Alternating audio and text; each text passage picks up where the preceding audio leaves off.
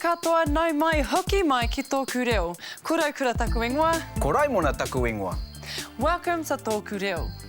A new Māori language show based on the Te Whanake resources created by Professor John Moorfield. And welcome to episode number 20. That's 4 weeks worth of learning. What a milestone. It's important to keep going though now that we've got some momentum. Today's show is going to take a look back on everything we covered this week. We'll have some of those exercises again to help refresh what we've learnt. We're on a roll. In a nutshell, this week we covered names and farewells. Here's a revision, starting with grammar. Go get it. Katipu, kaora, hee!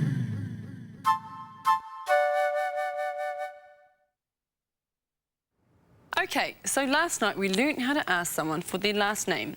Remember, ko wai tō ingoa is asking, what's your name?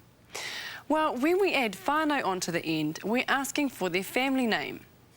Let's check out some examples. Ko wai tō ingoa whānau. What's your family name? Ko Pene taku ingoa whānau. My family name is Pene. Ko wai tō ingoa whānau. What's your family name? Ko Jones taku ingoa whānau. My family name is Jones. We also learnt last night that the Māori word for unmarried or maiden is takakau. So we use the same language pattern as before, but replace whānau with takakau. Ko wai tō ingoa takakau. Let's take another look at these. Ko wai tō ingoa takakau. What's your maiden name? Ko Lee taku ingoa takakau. Lee is my maiden name. Ko wai tō ingoa takakau. What's your maiden name? Ko Smith taku ingoa takakau. There's one more grammar point to cover from last night. Remember the word tana, meaning his or hers? We can use this to find out someone else's name. Ko wai tana ingoa. Let's take a quick look at this before we catch up with our roleplay crew at the mall. Ko wai tana ingoa. What's her name? Ko Pua tana ingoa. Pua is her name. Ko wai tana ingoa whānau. What's his last name? Ko Ihi tana ingoa whānau. Ihi is his last name. Mahina, ko wai tō ingoa whānau? Ko Smith taku ingoa whānau. Really? I know a Smith from further down the line. Well, there's a few of us around the country, so he's probably one of the cousins. Ko ai tō ingoa whānau, Jade? Ko Gibson taku ingoa whānau. Mal's my uncle. Shit.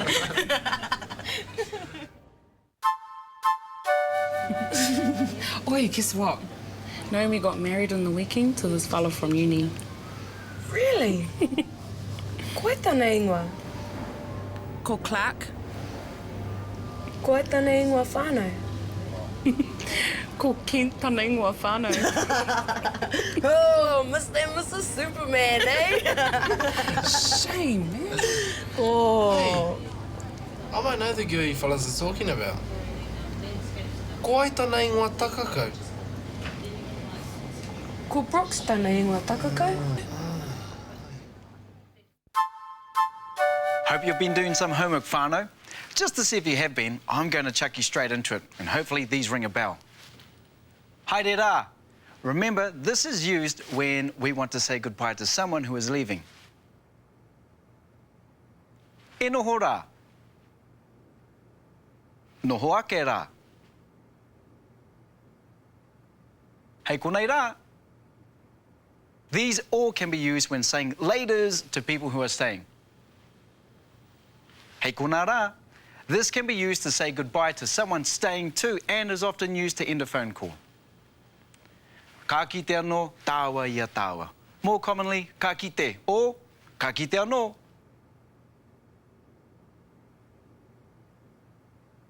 Just to be difficult, when speaking in te reo Māori, there's heaps of different ways to say this one English word goodbye. But don't let that put you off. Just think, now you have options. You can choose which one you want to use depending on how you're feeling on the day. Te reo Māori, giving you options. Choice. Now, because I'm feeling the vibe, I've got the groove going, I'm going to give you guys at home a chance to watch all the video footage of our mates at the mall again. Back to back. Action. Anyway, guys, I better go. I should be studying at the library. Sweet as, then we'll catch up with you later. I probably won't see you guys till after I finish this assignment. Haerera. In horai, whāma.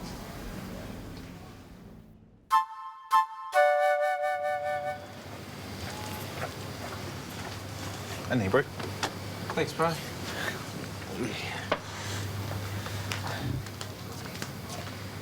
Hey, kia ora, e hoa. What you up to? Kia ora, korua. Been looking for a wedding gift. Just on my way home. Is that for tipuni and aroha? Aye. It's taken me ages. Anyway, boys, I got a cruise. Ka pai e hoa. Haerera. Ai. Haerera. Hei, konara.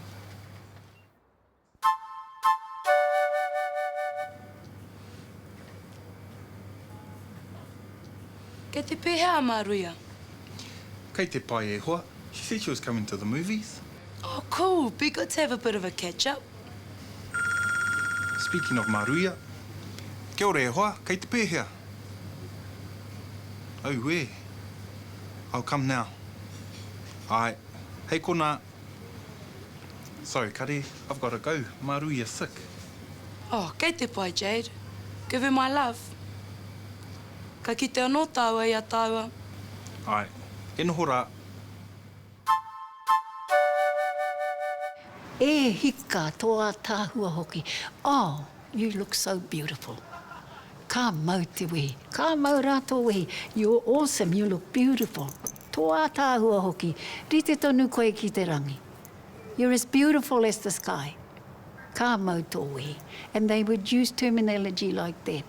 E hika toa tāhua. Ka mau te wehi. Rite tonu te rangi a tāhua nei ki a koe. You look beautiful.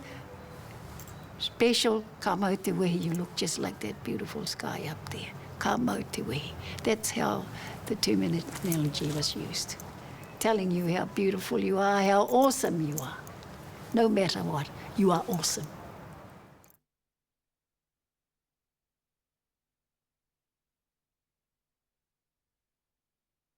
Ka tipu, ka ora, hei! Ka tipu, ka ora, hei!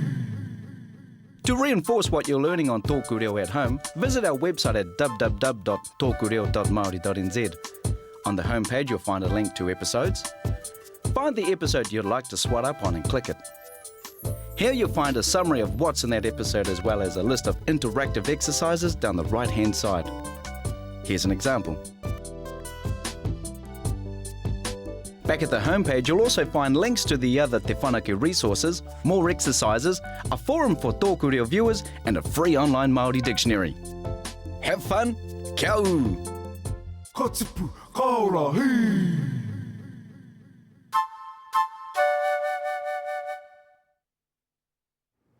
Kia ora koutou, welcome back. Now in the last episode we covered 10 new Māori words to add to our vocab. And just to make sure you retain these words, we'll give you another exercise. First though, let's take another look through our top 10 words. Now you'll hear the word pronounced first, followed by the written form. Number 10. Tana. His or her. Tana. Mawīwī. Be weary or sick. Mawīwī. Ingoa. Name. Ingoa.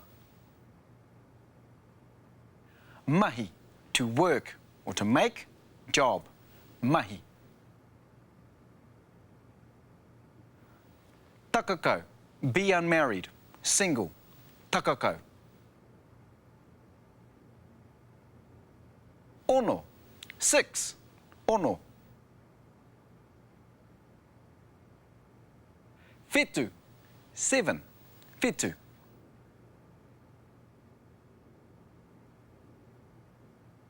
Waru. 8. Waru.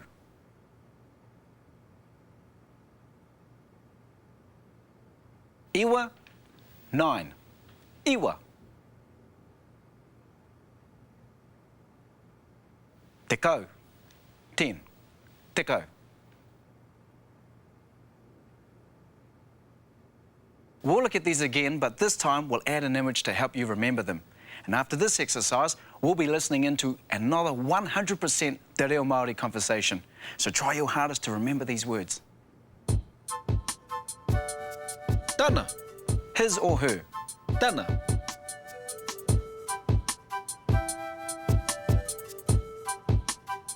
Mawīwi, be weary or sick. Mawīwi.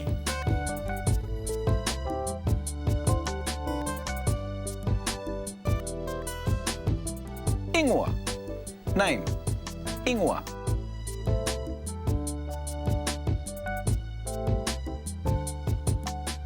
Mahi, to work or to make. Job. Mahi.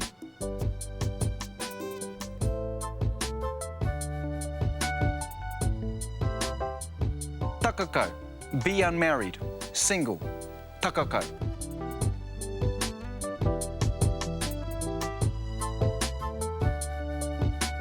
Ono, 6.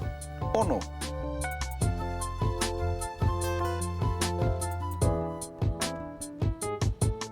Fetu, 7. Fetu.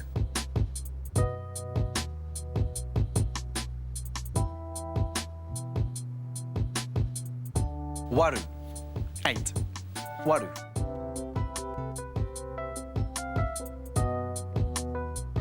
Iwa, 9. Iwa.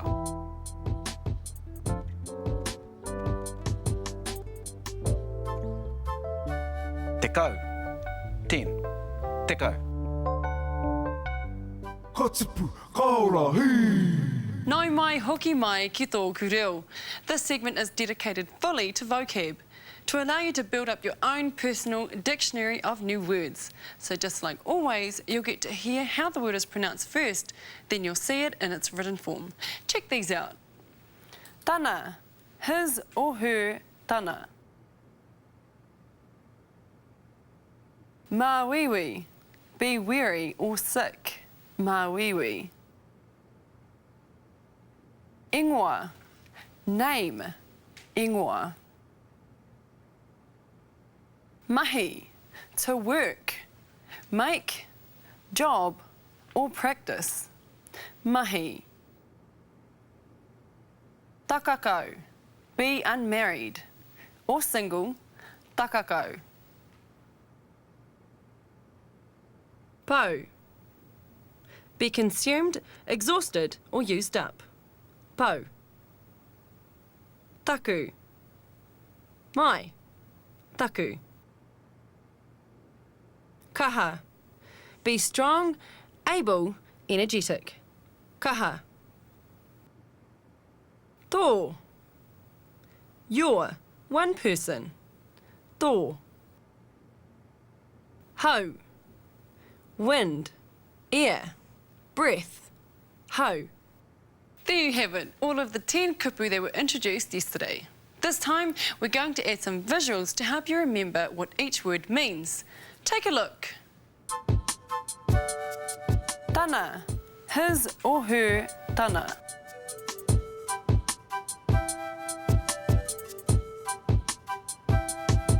Mawīwi, be weary or sick. Mawīwi.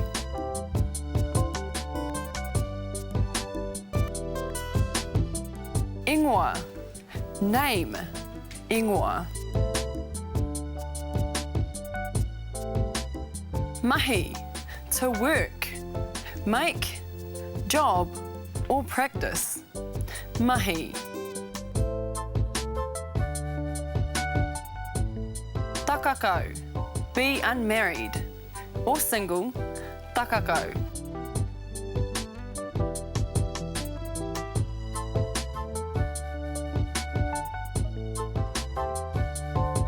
Pau, be consumed, exhausted or used up. Pau.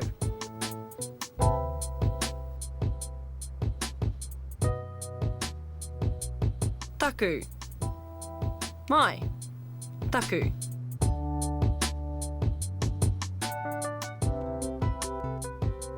Kaha. Be strong, able, energetic. Kaha.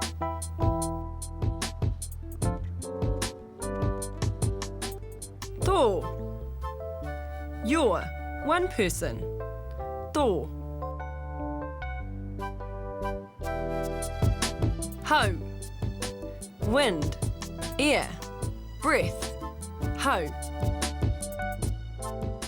Ka tipu, ka ora, hei. All right, ka pai whānau. That's the end of our vocab section. Up next, though, it's time to hear from Te Taurawhiri with our more related kupu. We'll see you after the break with some new and exciting exercises to practice what you've learnt today. So make sure you don't miss it. You know, when I was growing up, the word we used for the local store was toa. Yes, another transliteration. The word is still very much used today for a whole manner of store, whether it be the local dairy, the warehouse, or the supermarket. So I'm happy to introduce the kupu hou, or new word for supermarket, which is hoko maha. Hoko meaning to purchase, and maha meaning lots. Hoko maha, supermarket.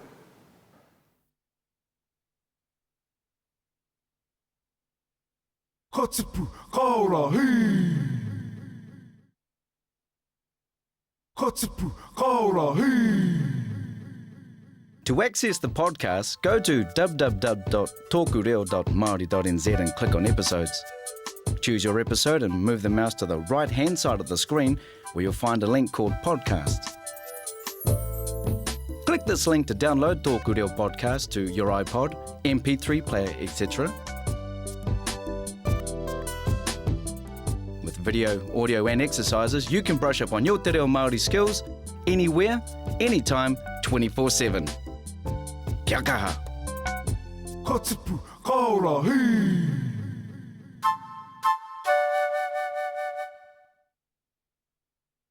Now we're going to listen to a conversation 100% in te reo Māori again. Just like before, you don't have to focus on the entire passage. Just try to listen out for the top 10 words we've just covered. Now we'll play the footage twice. The first time through, see how many words you can pick up on your own. Good luck. Mo te haurangi nei. Hei te mako taku wahine nā hea no e kowhetana ia hau, totohina ia hau mo tērā tū mai ko taku krane no te tahi. Ko tana kōrero kia hau, e pai ana no, mo te wā takakau ana koe. E rangi moe wahine kau ana koe, me mutu tuna te tēnā mai. Me mutu tuna te tēnā mai. Haunga kei mauiwi koe. E rangi kei kino tō ingoa i tō mahi, kātahi, kei kino hoki tō ingoa i te kāinga, kārua. Nā mai tō wā, tāna mai ki tēnei rā, pau nei te ono, whitu, waru, iwa, te kaunga tau, e mautona nau ki e rā tohu tohu, e ui tonu nei, tamanga wa moe ko tako wai. Now you have the chance to see how well you did. We're going to watch the footage again, but this time we'll put the word up on the right-hand side of the screen. Mo te haurangi nei. Hei te mako taku wahine nā hea no e kowhetana ia hau, totohina ia hau mo tērā tū mai ko taku krane no te tahi. Ko tana kōrero kia hau, e pai ana no, mo te wā takakau ana koe. E rangi moe wahine kau ana koe, me mutu tuna te tēnā mai. Me mutu tuna te tēnā mai. Haunga kei mauiwi koe. E rangi kei kino tō ingoa i tō mahi, kātahi, kei kino hoki tō ingoa i te kāinga, kārua. Nā mai tō wā, tāna mai ki tēnei rā, pau nei te ono, whitu, waru, iwa, te kaunga tau, e mautona nau ki e rā tohu tohu, e ui tonu nei, tamanga wa moe ko tako wai. Ka tipu, ka ora, hei. Just a reminder, whānau, the terms that we've used aren't the be-all and the end-all of farewells. They're just some examples of ways to say goodbye. There are definitely others that we haven't covered. So just because we didn't go over them here, don't go telling your koro that what he uses isn't right. Speaking of koro, it's time to listen to ours. You'll be shown a video clip of our kaumātua having a conversation using the farewell terms that we've covered so far, all in te reo Māori. Don't worry though, all you have to do is to listen out for terms we covered yesterday. That's all. Easy. Here we go. Engari ko te ngā kupu nei me nā pērāna, me pēhea tō tāua mihi ki ngā tāngata e pērāna, te tuku atu rā, te poroporo aki atu, he mihi anō no te wahine, mihi anō no te tāne. Ai, e tika rā. Engari ko ngā kupu I tihu I wera, ko ngā mea pēnei e noho rā. Ka nui rā tēnei mo tēnei rā. A te wā. Ka kite anō. Ka kite anō tātou. Ai. Ka kite anō e noho ake rā. Noho ake. Pai wera kupu. E noho ake rā koa kitea te hunga e noho mai ana ki muri. Noho ake kei reira tonu e noho ana. Koa haere te hunga I hara mai. Noho ake rā. Noho ake rā. Hei konei rā hoki. Tērā o ngā whakamutunga kōrero. Ko tai atu ki waho atu ne, ko pōhirihiri mai te ringa. Hei konei rā. Hei konei rā. Hei kona rā. Hei kona rā. Ha koa kei whea. Hei konei, hei kona. Koina te. Te whakamutunga o taua. Mārama tununa ki te. Mārama ki te whakatakoto taka mai a ngā kupu. Ai. You now get to hear the conversation again, but this time around the screen will flash when one of our farewell terms are used. Did you manage to hear all of them? Let's see. Engari ko te ngā kupu nei me nā pērāna, me pēhea tō tāua mihi ki ngā tāngata e pērāna, te tuku atu rā, te poroporo aki atu, he mihi anō no te wahine, mihi anō no te tāne. Ai, e tika rā. Engari ko ngā kupu I tihu I wera, ko ngā mea pēnei e noho rā. Ka nui rā tēnei mo tēnei rā. A te wā, ka kite anō. Ka kite anō tātou. Ai. Ka kite anō e noho ake rā. Noho ake. Pai wera kupu. E noho ake rā koa kitea te hunga e noho mai ana ki muri. Noho ake kei reira tonu e noho ana. Koa haere te hunga I hara mai. Noho ake rā. Noho ake rā. Hei konei rā hoki. Tērā o ngā whakamutunga kōrero. Ko tai atu ki waho atu ne, ko pōhirihiri mai te ringa. Hei konei rā. Hei konei rā. Hei kona rā. Hei kona rā. Ha koa kei whea. Hei konei, hei kona. Koina te. Te whakamutunga o taua. Mārama tununa ki te. Mārama ki te whakatakoto taka mai a ngā kupu. Ai. Tēnā koutou. Our learning tip this week relates to word order. It may have come as a surprise to you to find that in other languages, word order is not the same as in English, and that is true of Māori.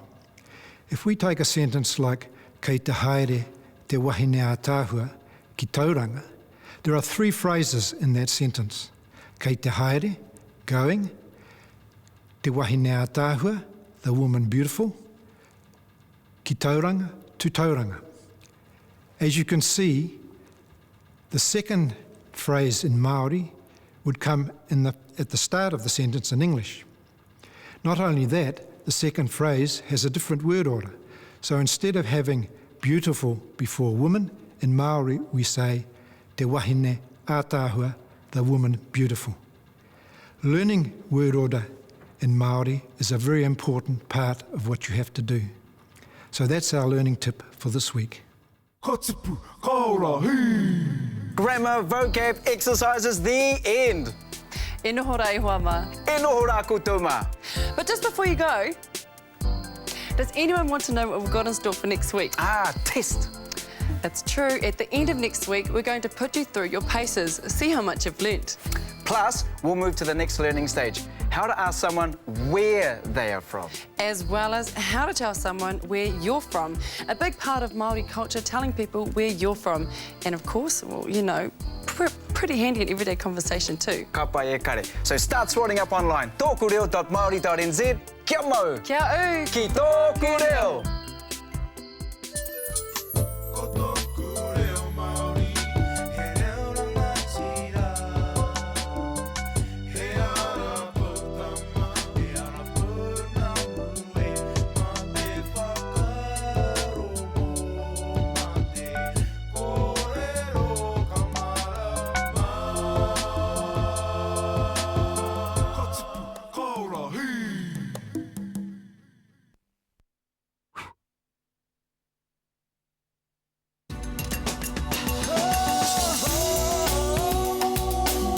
He mea tau toko na te